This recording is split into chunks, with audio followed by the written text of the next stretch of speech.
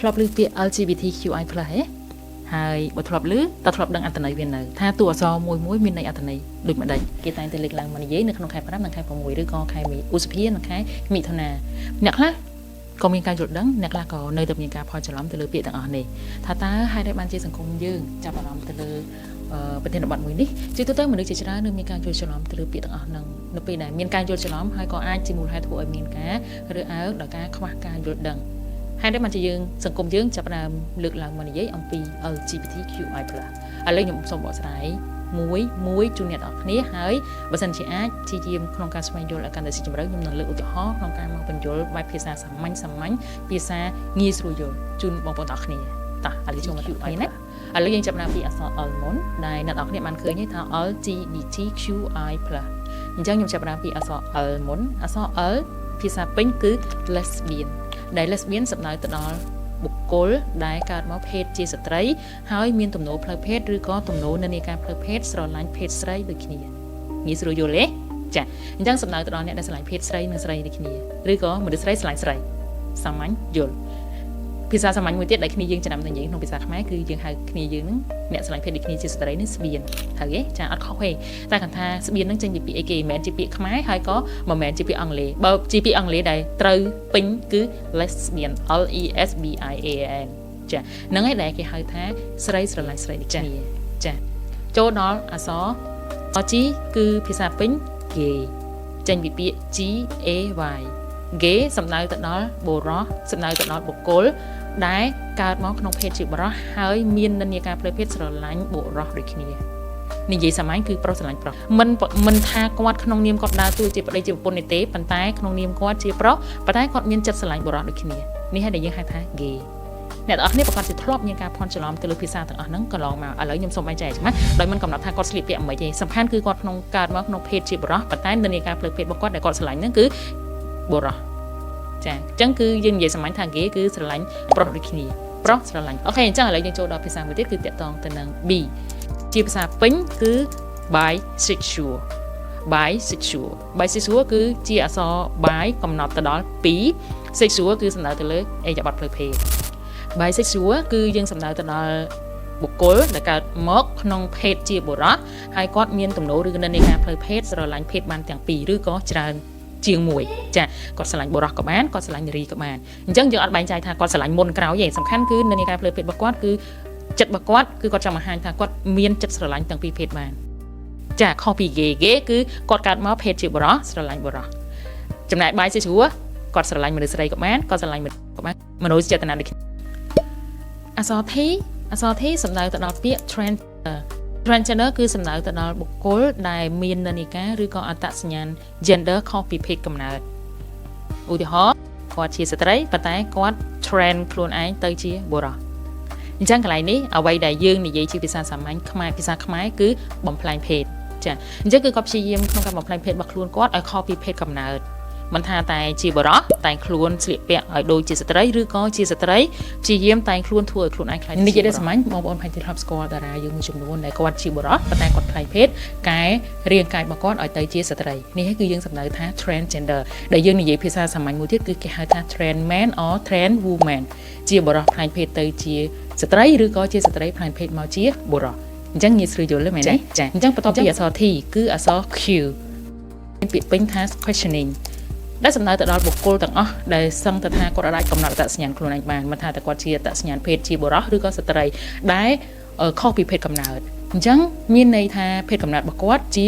បុរសឬក៏ស្ត្រីក៏ដោយអ្វីដែលសំខាន់ផុតគាត់ដឹងថាតើខ្លួនគាត់គួរតែមានទំនោរផ្លូវភេទឬក៏ទំនោរអត្តសញ្ញាណភេទរបស់គាត់គួរតែសម្ដែងចេញជាអីមិនដឹងថាគួរតែធ្វើជាបុរសឬក៏ធ្វើជាស្ត្រីអញ្ចឹងទាំងអស់នេះគឺហៅថានៅក្នុងរយៈពេលនៃការកំណត់អត្តសញ្ញាណខ្លួនឯងដល់ពាក្យមួយទៀតគឺ I ភាសាពេញគឺ intersex គឺជាបុគ្គលដែលមិនអាចកំណត់ខ្លួនឯងនៅក្នុងភេទជាបុរសឬស្ត្រីដោយសារតែបញ្ហានៃកត្តាជីវសាស្ត្រឬក៏សរីរៈរាងដែលមិនអាចកំណត់បាននៅក្នុងភេទជាអន្តរ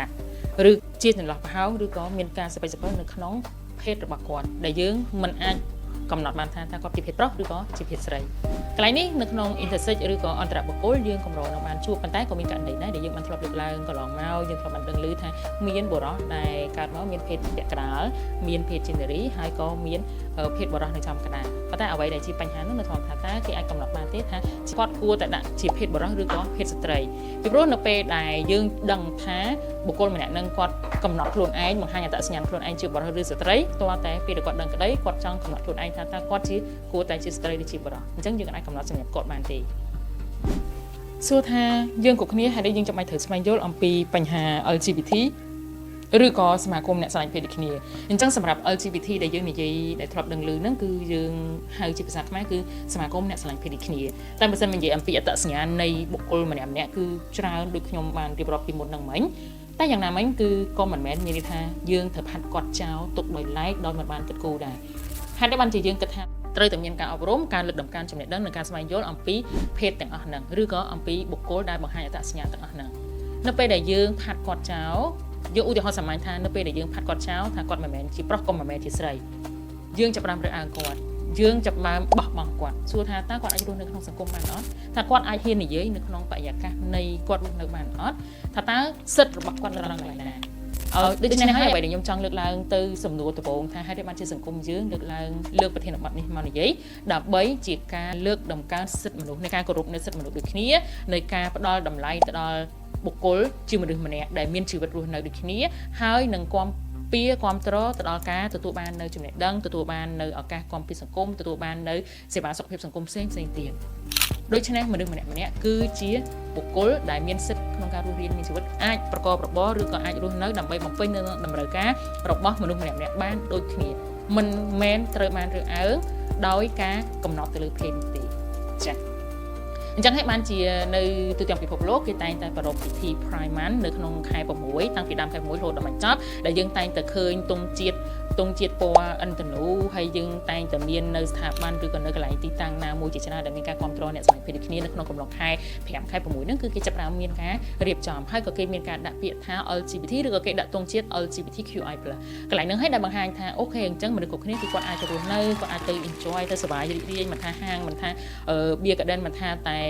ែកន្លែងសេវាណាផ្សេងទៀតទេគឺគេបើកទូលាយក្នុងការគ្រប់គ្រងអ្នកស្រឡាញ់ភេទដូចគ្នាអញ្ចឹងហើយដូចជានៅប្រទេសកម្ពុជាយើងក៏តែងតែមានការប្រារព្ធពិធីដោយសមាគមអ្នកស្រឡាញ់ភេទដូចគ្នាតែងតែមានការជួបជុំរៀបចំនៅកំឡុងខែ5រហូតដល់ខែ6នេះឯងចំណែកកម្មវិធីដែលយើងតែងតែធ្វើឡើងគឺអាចដូចជាការបង្ហាញនូវសមត្ថភាពពិសេសរបស់អ្នកស្រឡាញ់ភេទដូចគ្នាការបង្ហាញអំពីទុក្ខលំបាកឬក៏តម្រូវការរបស់ពួកគាត់ហើយនឹងបង្ហាញអំពីមោទនភាពដែលភាសាខ្មែរយើងនៅក្នុង private LGBT គឺយើងហៅថាមោទកភាពរបស់អ្នកស្រឡាញ់ភេទដូចគ្នាហើយយើងបើសិនជាអ្នកទាំងអស់គ្នាចង់ដឹងថាតើក្រុមអ្នកស្រឡាញ់ភេទទាំងអស់ហ្នឹងគាត់អាចធ្វើអីគេបានខ្លះខ្ញុំហ៊ាននិយាយថាគឺពិសេសខ្លាំងមែនតើសឹងតែថាមនុស្សយើងជាមនុស្សប្រុសក៏ដោយមនុស្សស្រីក៏ដោយគឺអាចធ្វើបានដូចគាត់ទេឧទាហរណ៍ថាបើសិនជាគាត់ជាអ្នកដែលជាបុរសខ្លែងទៅជាស្ត្រីឬក៏ជាស្ត្រីខ្លែងទៅជាបុរសគាត់តែងតែមាននៅចំណុចពិសេសណាមួយដែលបង្ហាញអំពីសមត្ថភាពនៃអ្នកខ្លែងភេទហ្នឹងមិនមែនអន់ដូចអ្នកដតីរើសអើងនោះទេហើយអ្នកខ្លះក៏មានការយល់ច្រឡំថា LGBT ឬក៏អ្នកស្រឡាញ់ភេទដូចគ្នាគឺជាជំងឺឆ្លងតាមគ្នានៃការធ្វើអេយ៉ាបតឬក៏អកប្បកិរិយាតគ្នាប៉ុន្តែចង់ត្រឡប់មកវិញថាវាមិនមែនដូច្នោះទេបើនៅក្នុងវិស័យសង្គមវាគ្រាន់តែចេញអំពីការកំណត់នៅផ្នត់គំនិតរបស់យើងការកំណត់ទទួលស្គាល់ទៅដល់ក្រុមអ្នកស្រឡាញ់ភេទដូចគ្នាចំណែកក្នុងវិស័យសុខាភិបាលឬក៏បែបផែននៃការគាំពៀសង្គមគឺគាត់នៅតែមានសិទ្ធិក្នុងការទទួលបាននូវសេវាសុខភាពដូចគ្នាប៉ុន្តែបើសិនមកយើងរើសអើងគាត់គឺធ្វើឲ្យគាត់នឹងរស់នៅឯកោធ្វើឲ្យគាត់នឹងបោះបង់ខ្លួនឯងដោយរស់នៅតែនៅក្នុងភាពងងឹតហើយធ្វើឲ្យគាត់នឹងបាត់បង់នៅព័ត៌មានក្នុងការថែទាំសុខភាពហើយនឹងធ្វើឲ្យគាត់នឹងបង្កទៅជាបញ្ហានៃជំងឺឆ្លងផ្សេងទៀតចំណែកតាក់ទងទៅនឹងបរិយាកាសនៃការសិក្សាវិញសឹងទៅថាគាត់អាចទៅរៀននៅសាលារៀនបានដោយសារតែតែងតែមានការបូលីពីមិត្តភ័ក្តិតែមានការរើសអើងពីគ្រូបង្រៀនឬក៏អ្នកជិតខាងឬក៏បរិយាកាសជុំវិញគាត់ទេទាំងអស់នេះហើយដែលយើងនិយាយបានថាការរើសអើងសម្រាប់ក្រុមអ្នកស្រឡាញ់ភេទដូចគ្នាអត់មានផលប្រយោជន៍សម្រាប់ការរស់រានមានជីវិតរបស់មនុស្សគ្រប់គ្នាទេសួរថាយើងគ្រប់គ្នាហើយយើងចាំបាច់ត្រូវស្វែងយល់អំពីបញ្ហា LGBT ឬក៏សមាគមអ្នកស្រឡាញ់ភេទដូចគ្នាអញ្ចឹងសម្រាប់ LGBT ដែលយើងនិយាយដែលធ្លាប់ដឹងនៅក្នុងកំឡុងខែ5និងខែ6គឺយើងតែងតែឃើញមានការលើកកម្ពស់ក្នុងការស្វែងយល់ដឹងអំពីក្រុមអ្នកស្រឡាញ់ភេទដូចគ្នានៅពេលដែលយើងយល់ដឹងមិនមែនមានថាយើងទទួលយកទាំងអស់ទេគ្រាន់តែមានន័យថាយើងស្ដាប់នៅអ្វីដែលគាត់ចង់ប្រាប់ នៅអ្វីដែលគាត់ចង់បានហើយយើងទទួលយកនឹងដោយការគោរពសិទ្ធិគ្នាទៅវិញទៅមកចាអញ្ចឹងអន្តន័យនៃ LGBT ហើយនឹងកម្មវិធីសម្រាប់ private នៅកម្ពុជាក៏ដូចជាទូទាំងពិភពលោកគឺខ្ញុំបានជម្រាបជូនប៉ុណ្ណេះហើយបើសិនជាអ្នកនរគ្នាចង់ដឹងថាតើប្រធានបទនឹងគួរឲ្យចាប់អារម្មណ៍កម្រិតណាអាចចូលទៅមើលអេពីសូតទី2ដែលខ្ញុំនឹងនិយាយថាតើភេទទី3មានពិតមែនអត់បងប្អូនយល់យ៉ាងណាដែរចំពោះប្រធានបទមួយនេះច្បាស់ទេខ្លីងាយស្រួលស្ដាប់ងាយស្រួលយល់